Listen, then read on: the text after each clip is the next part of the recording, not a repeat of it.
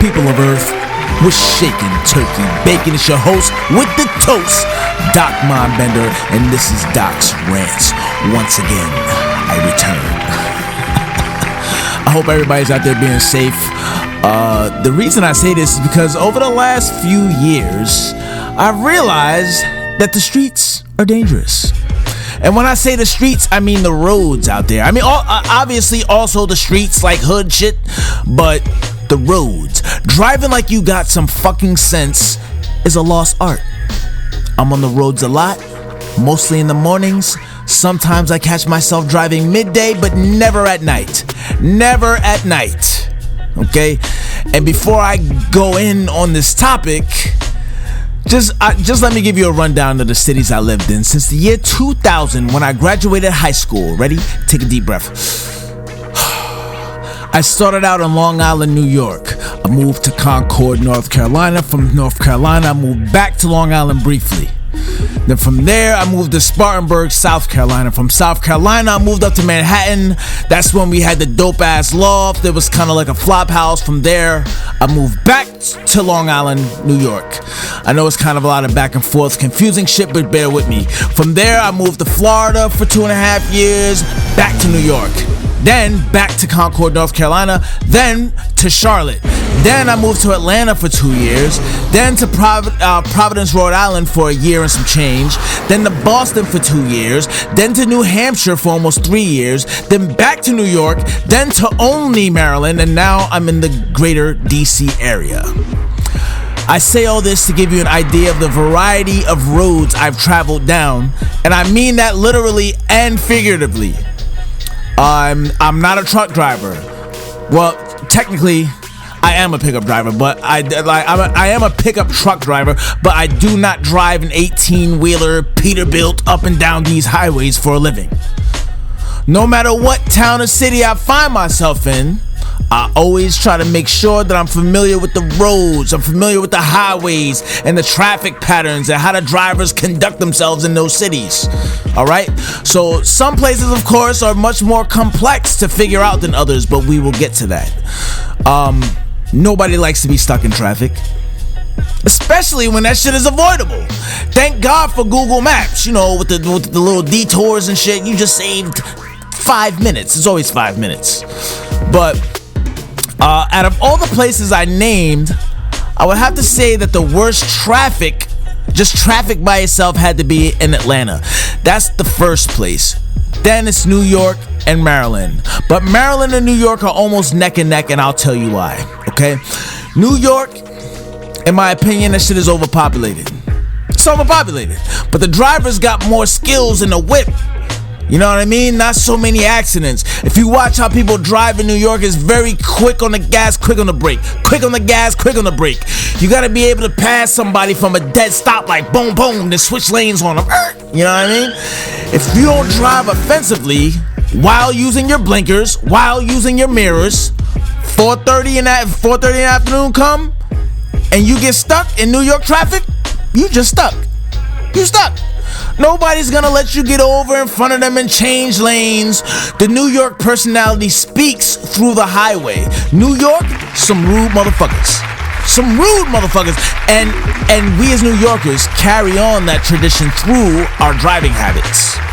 Maryland, on the other hand, very aggressive drivers. Reckless drivers. You don't like people riding your ass? Fuck you. Pause.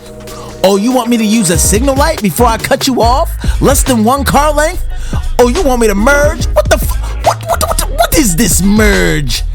I'm telling you, of all these places I've driven through, I've even drove from Atlanta to Chicago one time, cut through Indiana, all that. There's no drivers like Maryland. If you value your life, do not get on I-95 North and Maryland headed towards Baltimore. Don't do it.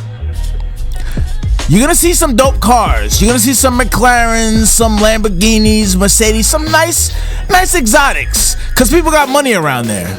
but it's the guys in the 6-cylinder Chargers. It's the guy in the Hyundai. It's the dude in the Nardo Gray Kia Stinger. The old Mazda Miata with the LS swap. The shitty 6-cylinder Mustangs. It's those guys who like to play this fucked up, dangerous game of cat and mouse on the highway. You know, where they're weaving in and out, cutting people off, not using signal lights, racing and shit. I could even understand if they did that shit late night and there was barely no cars on the road, but these niggas be broad daylight when it's like moderate traffic. Not only playing with their lives, but playing with everybody else's life too. You basically turning the highway into a fucking red zone. There's people on their way to work. There may be people bringing their kids to school, and you up early morning with the fuckery. So now it's story time. One morning I'm on the I-95. I'm headed northbound. There's this mall in the harbor. I go to I usually go there to get my essential oils, and I get hair products for my daughter. I get off I-270, I get on 95. Funny thing about Baltimore traffic is Cat Williams just did a stand-up special not too long ago on YouTube where he did like 6 minutes straight about the reckless drivers out here. I'm going up 95 north, probably doing like 60, 65. Traffic is running smoothly. Everybody's chilling. It's like 11 in the afternoon. It's 3 lanes. Unless you're in the exit only lanes, it's basically 3 lanes. I'm in the middle lane. I always find it less stressful for me in the middle lane. People are not too crazy. Everybody's kind of just cruising, minding your business. Mind you, again, traffic moving smooth. Not too many people on the highway. On the left shoulder of the road, I see a state trooper sitting there. Stadies, chilling. Got my attention. Spider senses tingling. As soon as I pass the state trooper, his lights go on. Of course, I'm like, that's for me? You know what I'm saying? I'm like, right away. So now I'm trying to keep my eyes on the road, but at the same time, I'm looking in all my mirrors to see if this guy about to pull me over. Now, subconsciously, now the truck is slowing down because my foot is off of the gas, and plus I'm in all mirrors looking so hard. Next thing I know, a gray Toyota Supra flies by. It flies by my driver's side. It was so close that I felt the truck rock a little bit, like a little rock back and forth from the sheer force this nigga drove by with. That scared the shit out of me. And like finally, just as I like gathered my wits back together and all that, what was it? A black Honda. It was like an all black Honda Accord. It was all souped up with the loud ass pipes on the back. And actually this car stood out to me because it had yellow tints on the windows. It kind of reminded me of a car Ali G would drive or something. So this Honda passes me on the right. Cuts me off so close, bro. That shit cuts me to like crazy, cut me off. Then he hits the left lane. He get in front of me, then he hits the left lane, and then he cut the car in front of me off. Then a burgundy Charger flies by on the driver's side, and they're doing pulls, they're weaving in and out. The Supra by itself was easily doing like 90. 10 seconds later, now I see the state trooper trying to catch up. That part was actually kind of funny to watch. And I'm seeing all this, and it's just confirming in my mind how terrible the drivers are out here. This was like the icing on the cake. But now at this point, all the speed racers and the cop is gone. I can't see anyone anymore. They're too far ahead. Maybe 2 minutes later, I see a motorcycle cop speed by in the left lane. A minute after that, I see an ambulance speed by, same lane. And then, boom, just like clockwork, traffic jam, bumper to bumper, niggas sitting there, sitting and waiting, letting it roll, pumping the brakes in. Y'all know how this goes. So now, a ride that should have took me 35 minutes is now gonna take me an hour, possibly an hour and 15 minutes. I'm in the truck smoking bogeys, and I'll never smoke cigarettes in my truck unless I'm trying to keep myself from the ultimate road rage of throwing a spare tire at somebody's windshield. But as time goes on, After like another 35 minutes of inching up, what do I see? That same black Honda Accord with the yellow tints on it. Crunch, bro, crunch from the front to the back. Like the car looked like a fucking accordion. Flattened, completely flattened. I didn't see no other cars, so it was kind of like confusing to me. It was very like mysterious. I didn't understand how this happened, but I do know that he was driving reckless and he was putting niggas' lives in danger. And as I drove by, a smile came upon my face.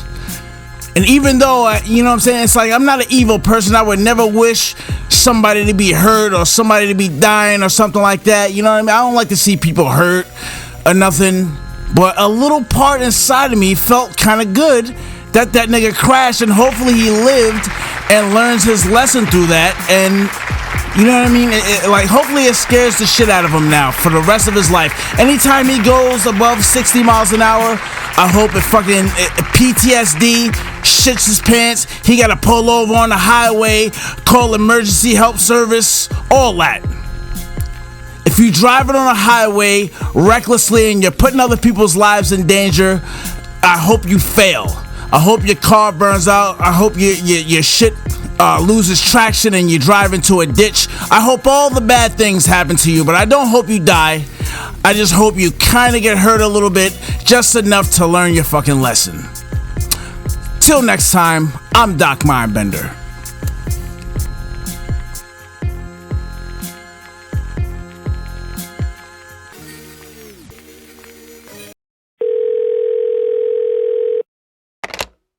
We're sorry, your call cannot be completed as dialed. Please check the number and dial again.